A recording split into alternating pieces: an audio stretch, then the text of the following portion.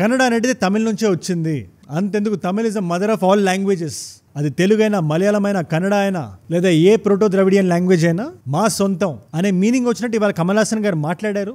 దీనివల్ల nation wide debate నడుస్తుంది. కర్ణాటక వాళ్ళు చాలా బలంగా క్వశ్చన్ చేస్తున్నారు ఆయన్ని. కమల్ హాసన్ గారు ప్రెస్ మీట్ లో కూర్చొని ఒక మాట అన్నారు. ఆయన రిపోర్టర్ క్వశ్చన్ అడిగితే, భాష గురించి, హిస్టరీ గురించి మాట్లాడడానికి మనం ఎవరం కాదు. దట్ ఇంక్లూడ్స్ పొలిటీషియన్స్, యాక్టర్స్, మీరు, నేను, అందరూ. హిస్టోరియన్స్ మాట్లాడాలి, ఆర్కియాలజిస్ట్ మాట్లాడాలి, లింగ్విస్టులు మాట్లాడాలి. వీళ్ళు కాకుండా వేరే వాళ్ళు మాట్లాడకూడదు, ఎందుకంటే వాళ్ళకి నాలెడ్జ్ ఉండదు అని. Politicians are not qualified to talk about language. They don't have the education enough to talk about it. That includes me. So let's leave all these very in-depth discussions to historians, archaeologists and language experts. మరి అదే కమల్ హాసన్ గారికి ఒక question, అసలు ఈ controversy start అయింది మీరు statement ఇవ్వడం వల్ల కదా sir. Again no offence, Kamal Haasan గారు అంటే నాకు చాలా ఇష్టం, నాకు చాలా అభిమానం. ఆయన చేసిన వీరుమాండి సినిమా అయినా, అన్బే శివమైన, లేదా మహానంది అనే సినిమా ఉంటుంది, ఎవరైనా చూడకపోతే చూడండి. ఆర్ట్ ని ఫోర్ ఫ్రంట్ లో పెట్టే మనిషి ఆయన. బట్ ఇది ఇప్పుడు ఇంత పెద్ద కాంట్రవర్సీ అయింది, ఆయన బహిరంగంగా బయటకు వచ్చి నేను ఎందుకు సారీ చెప్పాను, నేను సారీ చెప్పాను అంటున్నారు ఆయన. మన యాజ్ యూజువల్ గా రెండు వైపులు పరిశీలిద్దాం, అసలు ఏం జరిగింది. మీలో చాలా మంది రకరకాల న్యూస్ పేపర్లో హెడ్డింగ్లు చదివి ఆయన ఏ కాంటెక్స్ట్ లో మాట్లాడడం అర్థం కాక ఒక కన్క్లూజన్ మనం వచ్చాడం చాలా నార్మల్ విషయం. ఈ అపోహలు ఏం లేకుండా సిరీస్ ఆఫ్ ఈవెంట్స్ టకటకా చెప్పేస్తాను, జాగ్రత్తగా వినండి. మే 24th థగ్ లైఫ్ అనే సినిమా ఆడియో లాంచ్ అయింది. దానికి శివరాజ్ కుమార్ గారు అటెండ్ అయ్యారు యాజ్ ఎ గెస్ట్. ఆయన తప్పితే అక్కడ most of the people Tamil అవడం వల్ల ఆయన స్పీచ్ స్టార్ట్ చేసినప్పుడు ఒక మాట అన్నారు ఆయన. ఈ మాట చాలా ఇంపార్టెంట్, జాగ్రత్తగా వినండి. ఉయిరే ఉరవే తమిళే, ఉయిరే ఉరవే తమిళే అంటే నా జీవితం, నా ఫ్యామిలీ తమిళ అని ఆయన స్పీచ్ మొదలుపెట్టి శివరాజ్ కుమార్ గారి దగ్గరికి వచ్చేసరికి ఆయన ఫ్యామిలీ అన్న కమల్ హాసన్ గారికి చాలా గౌరవం అని, ఆయన పక్క రాష్ట్రం నుంచి వచ్చిన ఆ రాష్ట్రంలో మాట్లాడే భాష కూడా తమిళ నుంచే వచ్చిందని, సో ఈయన జీవితమైనా, ఈయన ఫ్యామిలీ అయిన తమిళ్లో ఆయన కూడా భాగమే అని ఒక గుడ్ విల్ జెస్చర్ లో చెప్పారు ఆయన. அந்த ஊரில் இருக்கும் என் குடும்பம், அதனாலதான் அவர் இங்க வந்திருக்காரு. அதனாலதான் நான் பேச்சை ஆரம்பிக்கும் பொழுது நான் உயிரே உறவே தமிழே என்று ஆரம்பிச்சேன். அதுல தமிழிலிருந்து பிறந்ததுதான் உங்கள் భాషயும். ఇది ఇవాళ కర్ణాటకలో చాలా పెద్ద దుమారమైంది. ఇన్ఫాక్ట్ కమల్ హాసన్ గారి దగ్గరికి వెళ్ళి అడిగితే నిన్న ఆయన ఒక్కటే మాట్లాడుతున్నారు, నేను తప్పు చేస్తే సారీ చెప్తా, తప్పు చేయకపోతే సారీ చెప్పను, అది నా లైఫ్ స్టైల్, అది దాన్ని టైంపర్ చేయదని చాలా నిక్కచ్చిగా చెప్పారు ఆయన.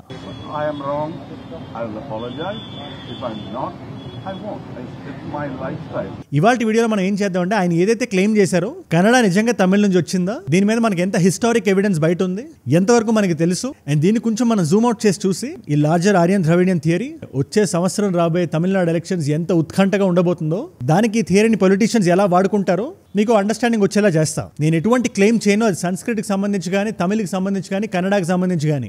దాని కారణం అక్కడ ఇంకా రీసెర్చ్ జరుగుతుంది, ఏది ముందు వెనక దానికి సంబంధించి. పొలిటికల్ బయాస్ పెట్టుకుని ర్యాండమ్ స్టేట్మెంట్స్ ఇవ్వడం నాకు ఇష్టం లేదు.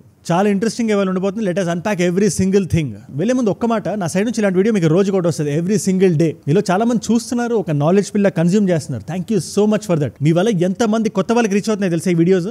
అలాంటి కొత్త వాళ్ళలో మీరు ఒకళ్ళైతే, నేను వీడియో పెట్టగానే మీ దగ్గర రావాలంటే కింద కనబడే సబ్స్క్రైబ్ బటన్ నొక్కి పెట్టేసుకోండి.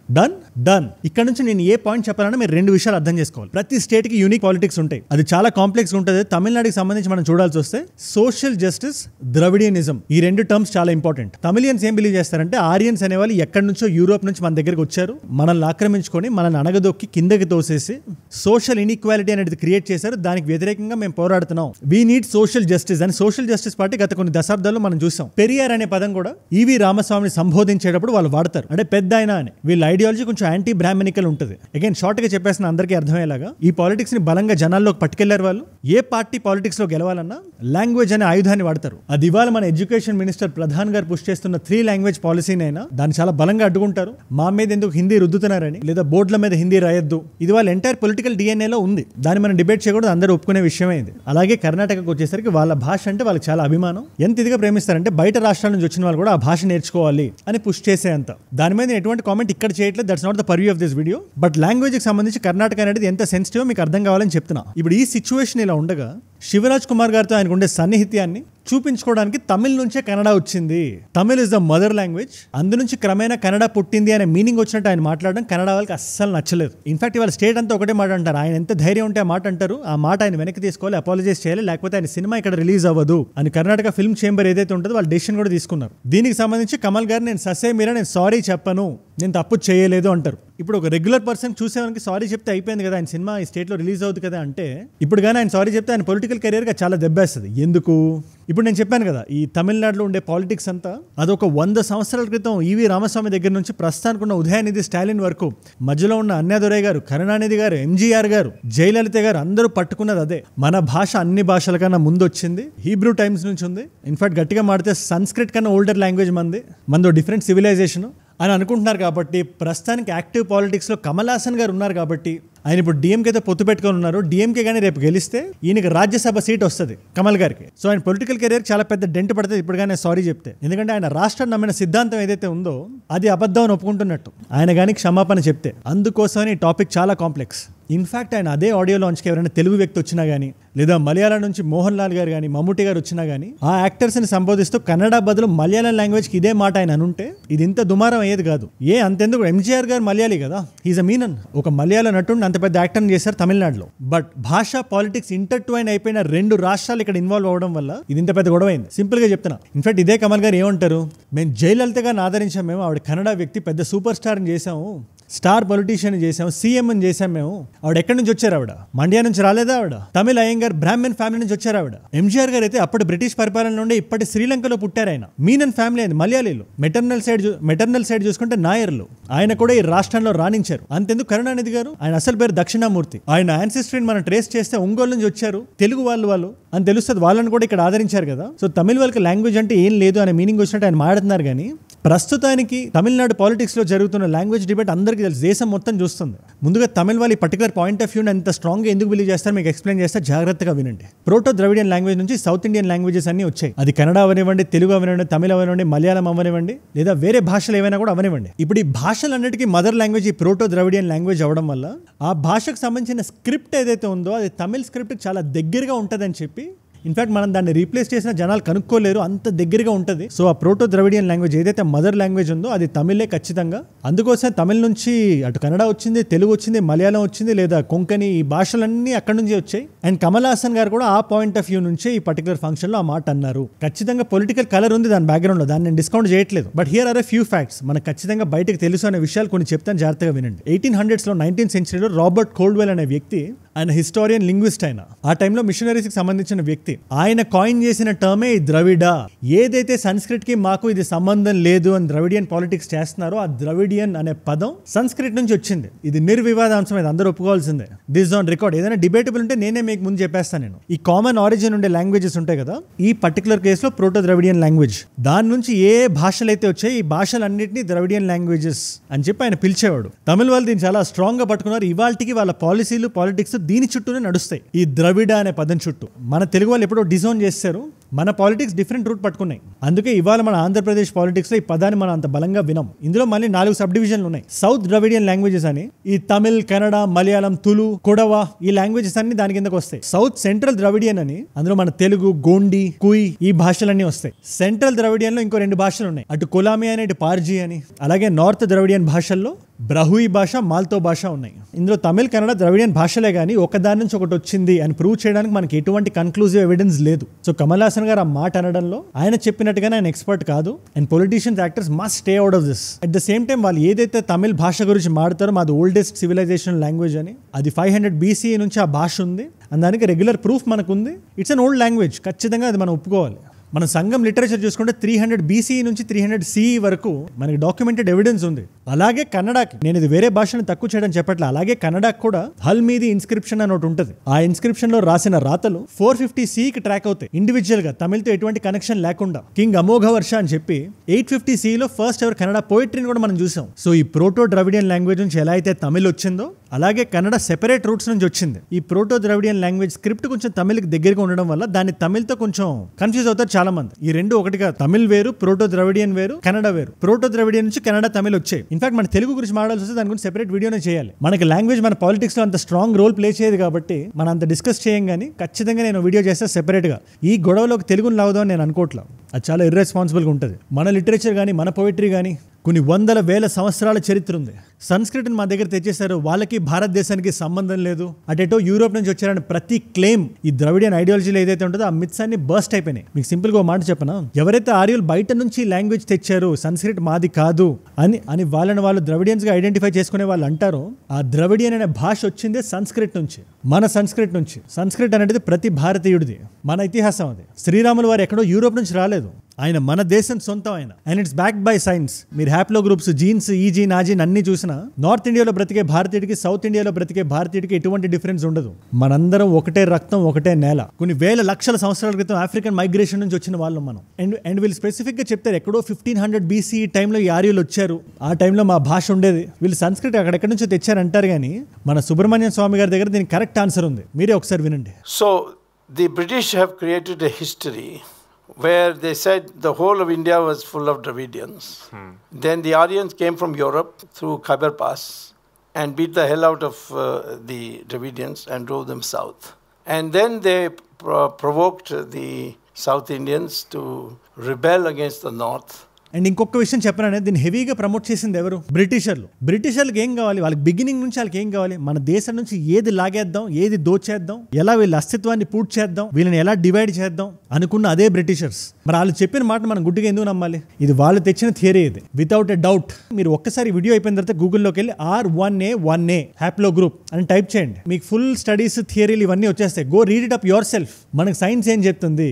ఎవరు ఎక్కడ వాళ్ళు? ఎవరు ప్యూర్ ఆరియన్స్ కాదు, ఎవరు ప్యూర్ ద్రవిడియన్స్ కాదు, ఎవరు ప్యూర్ నార్త్ ఇండియన్ కాదు, ఎవరు ప్యూర్ సౌత్ ఇండియన్ కాదు, మనందరం భారతీయులమే. And let me make something very clear. ఇవాళ కమల్ హాసన్ గారు ఆయన కావాలని అన్నారు, ఆయన పొలిటికల్ మైలేజ్ కోసం అన్నారు అని చెప్పి నేను ఎజ్యూమ్ చేసుకోవట్లేదు. As an artist I give him that respect. ఆయన నమ్మిన సిద్ధాంతాన్ని ఆయన చెప్పారు, కానీ ఆ సిద్ధాంతంలో కొంచెం ఫ్లాస్ ఉన్నాయి. ఇదందరూ ఒప్పుకోవాల్సింది కాబట్టి ఇదంతా నేను చెప్పాను. ఆయన సారీ చెప్పాలా లేదా అనేది కూడా ఆయన వ్యక్తిగతం, దాని మీద కూడా నేను కామెంట్ చేయట్లేదు. శివరాజ్ కుమార్ గారు మాట అన్నారు, కమల్ హాసన్ గారు నాకు ఫ్యామిలీ లాంటి వ్యక్తి. ఆయన ఇవాళ కాదు, కన్నడ వాళ్ళకి ఎప్పుడు మంచి కోరుకునే వ్యక్తి. ఆయన కన్నడ చాలా అద్భుతంగా మాడగలుగుతారు. ఆయన ఒక మెలిషియస్ ఇంటెంట్ తో అన్నారని నేను అనుకోవట్లేదు అనే మీనింగ్ వచ్చినట్టు ఆయన ಮಾತಾಡಾರು. ಈ ಮಾತಿಗೆ ಏನು ಹೇಳ್ತೇವೆ, ತಂದೆಯವರು ಫ್ಯಾಮಿಲಿ ಆಗ್ತಾರೆ, ತಂದೆಯವ್ರ ಸ್ಥಾನ ಬೇರೆ. ಆದರೆ ಕಮಲ್ ಹಾಸನ್ ನಾನು ಕೂಡ ಸ್ಥಾನ ಬೇರೆ, ಯಾಕಂದ್ರೆ ನಾನು ಇನ್ಸ್ಪೈರ್ ಆಗಿದ್ದು ಅವರಿಂದ. ఎట్ ద సేమ్ టైం ఇవాళ ఆయన మాట్లాడిన మాట వల్ల ఆయనకు పొలిటికల్ బెనిఫిట్ రాదు అని అనుకోవడం కూడా అమాయకత్వం. 100% డిఎంకే గుడ్ బుక్స్ లోకి వెళ్ళారు ఆయన. తమిళ సుప్రీమసీ గురించి డిస్కస్ చేసి ఇది నిర్వివాదాంశం, మనోడు చాలా గట్టిగా మాట్లాడాడు కదా అనుకుంటారు స్టాలిన్ గారు. ఇన్ఫాక్ట్ డిఎంకే ఆఫీస్కి వెళ్ళి కలిసి మాట్లాడుకొని కూడా వెనక్కి వచ్చారు ఆయన. సో డిఎంకే గెలిస్తే ఆయనకు రాజ్యసభ సీట్ కన్ఫర్మ్. ఇంకా సినిమాకి వచ్చేసరికి దాని గురించి నేను మాట్లాడదలుచుకోవట్లేదు. కర్ణాటకలో రిలీజ్ చేస్తారా లేదా అనేది కూడా వాళ్ళ వ్యక్తిగతం. అది ఒక స్టేట్ ని తక్కువ చేసి మాట్లాడినా, ఆ స్టేట్ బాధపడినా, ఆ స్టేట్ ఏం డెసిషన్ తీసుకుంటుంది అనేది ఆ స్టేట్ సోవరెంటీ మీద డిపెండ్ అయి ఉంటుంది. ఒక్క మాట అనాల్సింది, తమిళ నుంచి కన్నడ వచ్చింది అని ఇనాక్యురేట్ స్టేట్మెంట్ ఇవ్వడం కన్నా తమిళ్, కన్నడ సిస్టర్ లాంగ్వేజెస్ ఒక రూట్ నుంచి వచ్చాయి, మనందరూ అన్నదమ్ములు లాంటి వాళ్ళు అని ఉంటే సెట్ అయిపోయేది. అండ్ ఇన్ఫాక్ట్ ఇదే కమల్ హాసన్ గారు, నేను ఎవరైనా స్టేట్మెంట్స్ మార్చినా that's a part of their personality అనుకుంటే దాని మీద నేను కామెంట్ చేయను, వ్యక్తిగతంగా నేను దూషించను, నా క్యారెక్టర్ అది కాదు. బట్ కమల్ హాసన్ గారు యాంటీ ద్రవిడియన్ స్టాండ్స్ లోనే వచ్చారు ఆయన. అది ఆయనకి పొలిటికల్ గా వర్కౌట్ అవ్వలేదు. He did not win. 2021లో ఏదైతే ఎలక్షన్స్ జరిగినాయో, 2018లో వచ్చారు ఆయన, 2021లో ఎలక్షన్స్ జరిగినాయి, ఘోరంగా ఓడిపోయారు ఆయన. ఏదైతే డిఎంకేని కరప్షన్ మీద ఆయన బలంగా నిందించారో, ఐడియాలజీ బేస్డ్ ఓట్స్ అడుగుతున్నారు అని అక్యూజ్ చేశారు, అదే పార్టీతో వాళ్ళు కలిసి ఉన్నారు ఆయన. ఈ రోజున 2026 ఎలక్షన్స్ కి ఆయన ఐడియాలజీకి ఆయన ఏదైతే సెక్యులరిజం పాలిటిక్స్ ని పుష్ చేస్తారో దానికి డిఎంకే పర్ఫెక్ట్ అనిపించింది మ్యాచ్ ఆయనకి. డిఎంకే వాళ్ళు కూడా స్ట్రాటజిక్ గా కరెక్ట్ పార్ట్నర్షిప్ అనుకున్నారు. మొన్న ఆల్ పార్టీ మీటింగ్ జరిగినప్పుడు కూడా డీలిమిటేషన్ కి కమల్ హాసన్ గారు చాలా ప్రప్రథమంగా కూర్చోబెట్టారు ఆయన, ఒక స్ట్రాంగ్ క్యాండిడేట్ లాగా. సో ఈ ఎలక్షన్స్ లో ఆయన డిఎంకే చాలా బలంగా క్యాంపెయినింగ్ చేస్తారు, చాలా యాక్టివ్ గా ఉంటారని మనకు అర్థమవుతుంది. దాంట్లో భాగంగా మాట్లాడారా, ఆ పొలిటికల్ మైలేజ్ కోసమే కావాలని స్టేట్మెంట్ ఇచ్చారా, సిస్టర్ లాంగ్వేజెస్ అనుకుండా మదర్ లాంగ్వేజ్ అని తమిళ్ అన్నారా అంటే దానికి సమాధానం నేను చెప్పను, సమయమే సమాధానం చెప్తుంది. దీని మీద మీరే ఉంటారు. I want to know your opinion on this. నాకు కింద కామెంట్స్ లో ఖచ్చితంగా రాయండి. In fact language based politics, ideology based politics ఉండడం ఎంతవరకు కరెక్ట్, అది కూడా let me know down in the comments. నేనేం బిలీవ్ చేస్తానంటే తమిళనాడు చాలా మెట్రిక్స్ లో ముందుంది. అది ఇండిపెండెంట్ ఆఫ్ ఐడియాలజీ, అలా గవర్నెన్స్ బాగుండడం వల్ల they're able to achieve it. అది ఎడ్యుకేషన్ సెక్టర్ లో అవనివ్వండి, డెవలప్మెంటల్ గా అవనివ్వండి. మొన్న కూడా ఫాక్స్కాన్ ఎక్కడ పెట్టింది, తమిళనాడులో పెడుతుంది. అండ్ డీలిమిటేషన్ కూడా చాలా బలంగా మాడుతున్నారు. That is need of the hour. అది రేపొద్దున సెంట్రల్ గవర్నమెంట్ వచ్చి మన దగ్గర మన సీట్లను లాగేసుకోకూడదు, స్పెషల్లీ పాపులేషన్ ప్రాతిపదికన. మనం డిసిప్లిన్ గా ఉండడం వల్ల మన మీద పెనాలిటీ వేయకూడదు. దానికోసం చాలా బలంగా నిలబడుతున్నారు స్టాలిన్ గారు. అక్కడ నాకు ఆయన చాలా స్ట్రాంగ్ లీడర్ అనిపిస్తారు ఆయన. అందుకే ఈ పార్టీ ఆ పార్టీ అని కూడా ధర్మం వైపు ఉండాలి, ఉండాలి, న్యాయం వైపు ఉండాలి. వాళ్ళు ఎక్కడైనా తప్పు చెప్తున్నా, ఐడియాలజీ బేస్డ్ పాలిటిక్స్ చేస్తున్నా, లాంగ్వేజ్ బేస్డ్ పాలిటిక్స్ చేస్తున్నా మనం ఎత్తి చూపగలగాలి, ఓపెన్ గా మాట్లాడగలగాలి. ఎవరైనా మన తెలుగు వాళ్ళు తమిళనాడులో ఉన్నా, కర్ణాటకలో ఉన్నా, మీరు ఏదైనా యాడ్ చేద్దాం అనుకున్నా కింద యాడ్ చేయండి. 2 సైడ్స్ ఆఫ్ పర్స్పెక్టివ్స్ చెప్పాను నేను. Let us have a very open discussion. Kamal గారు అంటే వీడియో బిగినింగ్ లో కూడా చెప్పాను, ఆయన సినిమాలు అంటే నాకు చాలా అభిమానం, బట్ అది నన్ను క్లౌడ్ చేయనివ్వదు నా జడ్జ్మెంట్ ని. ఇవాళ మల్టిపుల్ చాయిస్ క్వశ్చన్, ఏ ఫిలాసఫీని కమల్ హాసన్ గారు పెట్టిన పార్టీ మక్కల్ నీతి మయంలో ఈ ఫిలాసఫీ నేను తీసుకుంటున్నాను, నా పార్టీకి ఇదే కోర్ ఫిలాసఫీ అని దేనికి సంబంధించి అన్నారు ఆయన? Option A is Ambedkarite socialism, option B is Gandhi and non violence, option C is Periyar's rationalism, option D is Nehruvian liberalism. తెలిస్తే కింద రండి, తెలుసుకుందాం అనుకుంటే నా Instagram it's a great place. మీరు వచ్చి నాతో డిస్కస్ చేయడానికి.